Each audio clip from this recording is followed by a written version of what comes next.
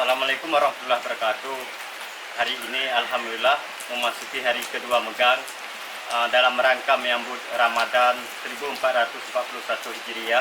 Pemerintah Kampung Dayak Sintop membagikan sembako kepada warga setempat berjumlah 250 paket dan juga memberikan masker kain kepada warga setempat. Adapun Kampung Dayak Sintop terdiri dari 3 dusun, 250 kakak dan lebih dari 1.200 jiwa. Semoga puasa kali ini, walau dalam suasana pandemi COVID-19, kita bisa menunaikan semua ibadah kita dengan khusyuk dan juga bisa memperbanyak amal ibadah kita di bulan Ramadan kali ini dengan lancar. Marhaban ya Ramadan. Mohon maaf lahir dan batin. Billahi taufiq wal hidayah. Assalamualaikum warahmatullahi wabarakatuh.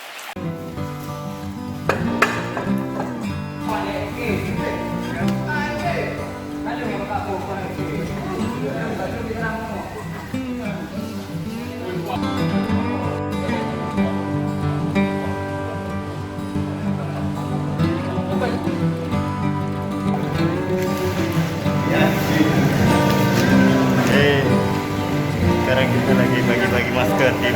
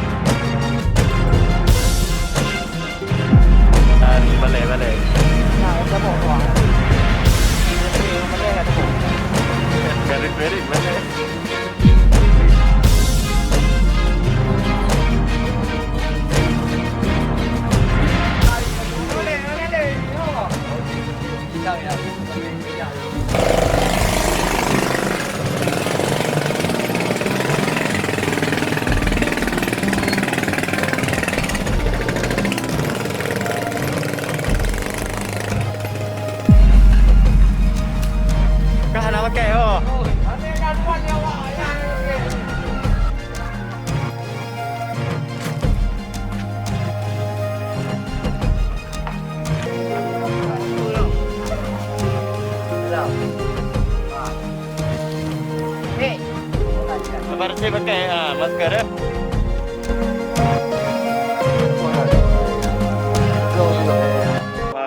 Ya. Iya. Katalah. Yo. It's the motherfucking Eagle Double G. Snoop Dogg. You know I'm mobbing with.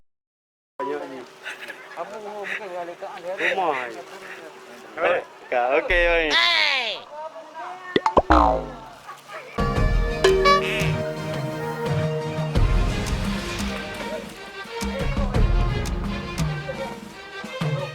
Bagi-bagi masker ya, Kampung Dayak Sintop Muhammad.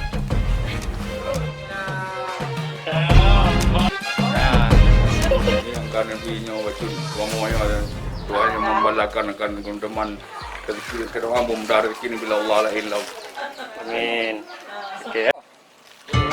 Nama Hermo.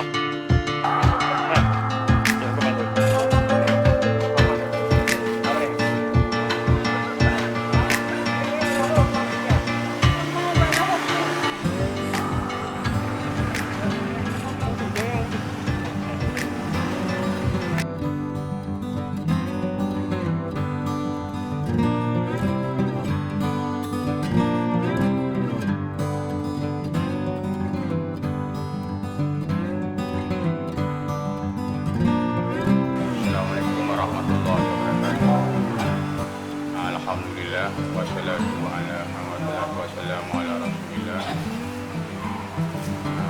Kami mengucapkan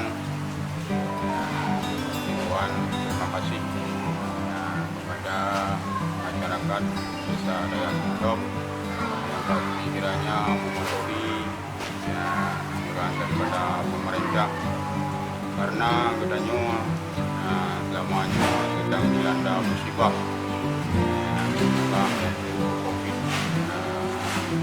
Corona yang menimpa seluruh dunia.